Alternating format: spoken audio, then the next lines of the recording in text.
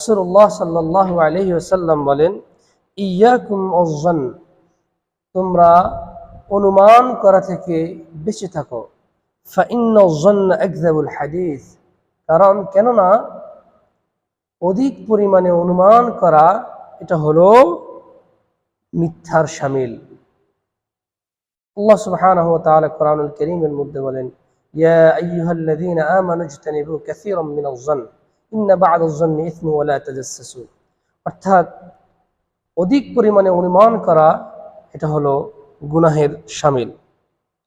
এরপরেই রাসূলুল্লাহ সাল্লাল্লাহু আলাইহি সাল্লাম বলেন, ওয়ালা তাজাসসাসু, তোমরা একে অন্যের ব্যাপারে একে অন্যের মন্দ কথায় কান দিও না।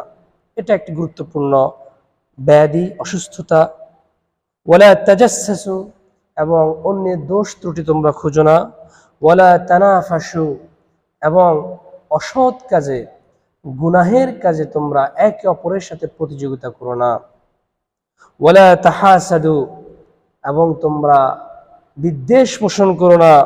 ওয়ালা তাবাগাদু ওয়ালা তাদাবারু, এবং একে অপরের প্রতি শত্রুতা বাফাপন্ন হইও না। ওয়াকুনু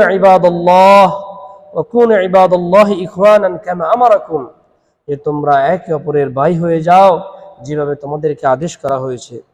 আল মুসলিমু আখুল মুসলিম, এক মুসলমান অপর মুসলমানের ভাই। লা ইউজলিমুহু, সে তার প্রতি জুলুম করবে না। ওয়ালা ইয়াখযুলুহু, এবং তাকে অসহায় অবস্থায় ফেলে যাবে না।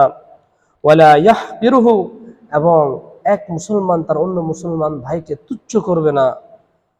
এরপরে রাসূলুল্লাহ সাল্লাল্লাহু আলাইহি সাল্লাম বলেন, আত-তাকওয়া হাহুনা, আত-তাকওয়া হাহুনা, ইউশিরু ইলা সাদরিহি। তিনি তিনার বক্ষ মোবারকের দিকে ইশারা করে বলেন, তাকওয়া হলো এখানে, তাকওয়া হলো এখানে। সুবহানাল্লাহিল আযীম ওয়া বিহামদি।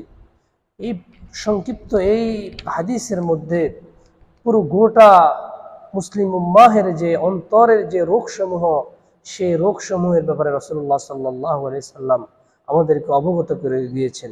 সুতরাং আমরা এই সকল ব্যাধি, অসুস্থতা অন্তরের, যেমন গীবত করা, অনুমান করা, এক মুসলমান অপর মুসলমানকে তুচ্ছ করা এবং তার সাথে শত্রুতা পোষণ করা, এই সকল মুনকার কাজ থেকে আল্লাহ তাআলা আমাদেরকে হেফাজত করুন। আসসালামু আলাইকুম ওয়া রাহমাতুল্লাহি ওয়া তাআলা ওয়া বারাকাতুহু।